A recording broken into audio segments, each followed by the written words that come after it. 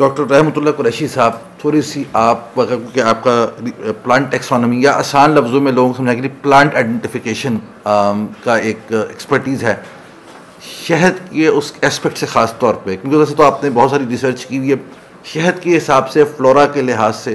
क्या इस पे आपका एनालिसिस है, क्या स्टडी है अभी तक की, थोड़ा सा आप हमें गाइड कीजिए। बिस्मिल्लाहिर्रहमानिर्रहीम। देखें, आपने जब फ्लोरल सोर्स या पौधों का जो इसमें शहद प्रोड्यूस करने में जो रोल का आपने फरमाया है अभी, तो उसमें पाकिस्तान के अल्हम्दुलिल्लाह हर जोन में मुख्तलिफ़ किस्म का फ्लोरा है, मुख्तलिफ़ किस्म की स्पीसीज़ हैं,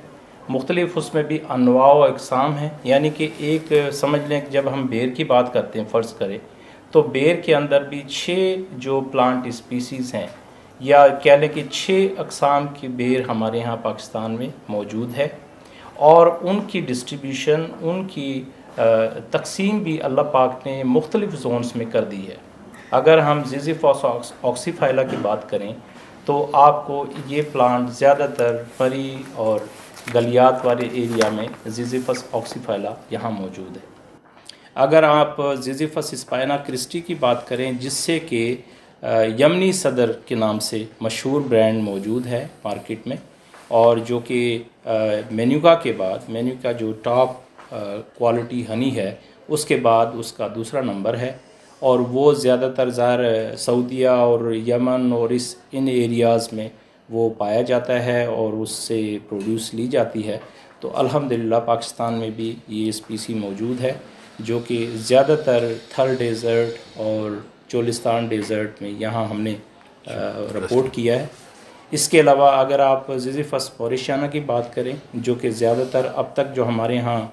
बेर से जो हनी प्रोड्यूस होता है, उस पे रिपोर्टेड यही कहा जाता है कि ये ज़िज़िफ़स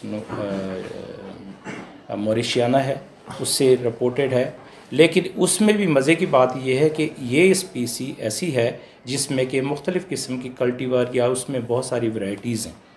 जो कि वो बेर की जो अक़साम है, जो मार्केटेबल जो फ्रूट है, वो मार्केट में अवेलेबल भी है। अलबत्ता कुछ रिपोर्ट्स हैं कि एक आध ऐसे कल्टीवर भी हैं जिस पे कि जो हनी फ्लोरा के रेफरेंस से वो नहीं, मक्खी उस पर नहीं जाती। लेकिन ये कि जो सिंध के इलाके में जो 2-3 अक़साम हैं, उस पे हमने खुद भी देखा है। जैसे नबी साहब ने बड़ी डिटेल में बताया कि हमारे यहाँ वाइल्ड कलेक्शन होती है, 3 स्पीसी हमारी अपनी है, तो हमने खुद भी कलेक्ट किया है और वाइल्ड फार्म में वहाँ पर मौजूद होती है। तो ज़रूरत इस अमर की है कि अगर हम उस जो प्लांट ज़िज़िफ़स मॉरिशियाना है, उसके कल्टीवर अगर हम डेवलप करके पोठहार रीजन में और इस जो थल के रीजन में अगर हम उनकी प्लांटेशन कर दें, तो लोगों को ना सिर्फ ये है कि हनी मिलेगा, और दूसरे रेफरेंस में उनकी जो पैलेटेबल फ्रूट है, जो न्यूट्रिशियस फ्रूट है, वो भी मार्केट में इंट्रोड्यूस किया जा सकता है, जिससे कि जो लोग गुर्बत की काफ़ी निचली सतह पे जा चुके हैं, उन लोगों के लिए एक अर्निंग का सोर्स भी हो सकता है, और नतीजतन हमें हनी भी मिल सकता है। इसके अलावा हमारे पास ज़िज़िफ़स की और स्पीसीज़ हैं, नोमुलेरिया। इवन सिद्दर हनी के बाद जो दूसरे नंबर पे आती है, ज़िज़िफ़स स्पाइना क्रिस्टी के बाद ज़िज़िफ़स नोमुलेरिया, जो हमारे यहाँ बेतहाशा मौजूद है, और उसका भी बेर किसी हद तक पैलेटेबल है, यानी वो भी लोकली सेल आउट करते हैं, लेकिन वो थोड़ा साइज़ में छोटा होता है, गोल होता है, लेकिन उसमें भी अच्छी क्वालिटी है उस हवाले से।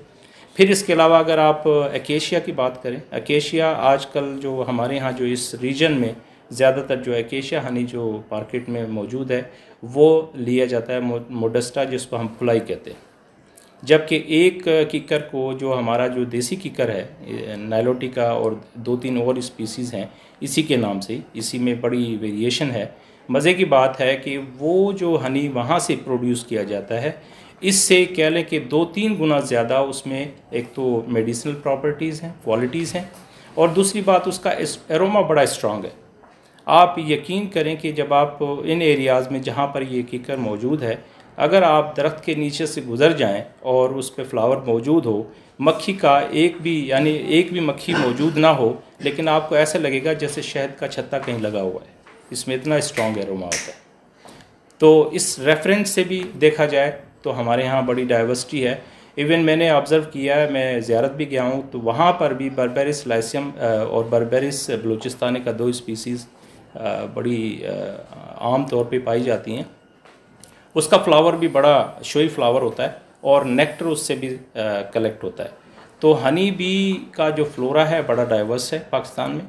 इसमें अभी नबी साहब ने पहले भी बेकड़ का भी जिक्र किया है, ओलिव का भी जिक्र किया है, और कैरिसा भी मौजूद है हमारे यहाँ, रूबिनिया भी मौजूद है। अब ये जो स्पीसीज़ है, ख़ास तौर पे रूबिनिया की अगर हम बात करें, ये एक्सोटिक स्पीसी है और ज़्यादातर रोड प्लांटेशन के तौर पे की गई है। अगर आप बालाकोट जाने का इत्तेफाक हो तो आपको साइड पे काफ़ी प्लांटेशन मौजूद है। लेकिन हमारे यहाँ बहुत सारी स्पीसीज़ हैं, यानी जो मेरी असिस्मेंट के मुताबिक, क्योंकि हमने वेजिटेशन और प्लांट्स की आइडेंटिफिकेशन ज़ियारत से लेकर सिंध का पूरा बेल्ट, फिर पंजाब, इवन आज़ाद कश्मीर में और केपी के एरियाज़ में, नार्दर्न एरियाज़ तक हम गए हैं। तो मेरा नहीं ख्याल कि कोई भी एरिया ऐसा है कि जहाँ पर शहद प्रोड्यूस नहीं होता। वाइल्ड फार्म में हमारे यहाँ ऑलरेडी मौजूद है, लेकिन ज़रूरत इस अमर की है कि हम ये देखें, तमाम की क्वालिटी असेसमेंट करें, नेक्टर पोटेंशियल को देखें कि नेक्टर डायनामिक्स क्या है, और ये इस असेसमेंट के ज़रिए से आपको पता चलेगा कि एक दरख्त के अंदर कितनी कैपेबिलिटी है, कितना नेक्टर मौजूद है। उसकी असेसमेंट अगर हम कर लें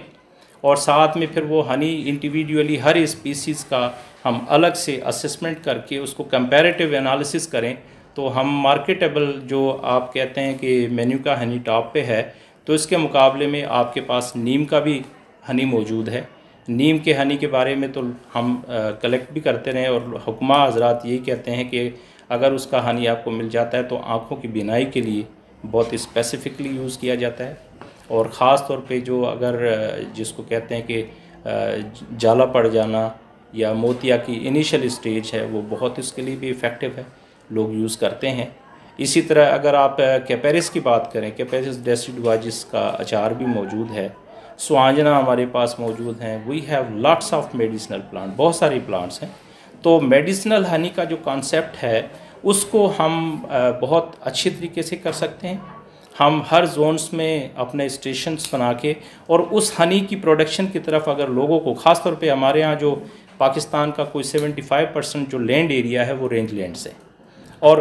उस रेंज लैंड्स में भी डेजर्ट्स का एक बड़ा कंपोनेंट है हमारे यहाँ पाकिस्तान में। और इन एरियाज़ की नेचुरल वेजिटेशन को अगर हम एक्सप्लॉइट करें,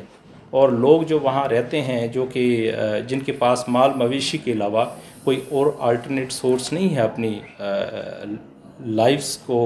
सस्टेन करने के लिए, उस सूरत में हम अगर उनको वहाँ पर इस टेक्नोलॉजी को इंट्रोड्यूस करवा के और हनी प्रोडक्शन पे लगा दे, तो मेरा ख्याल है कि आपकी फूड सिक्योरिटी का काफ़ी हद तक मसला हल हो सकता है। बिल्कुल। Thank you very much sir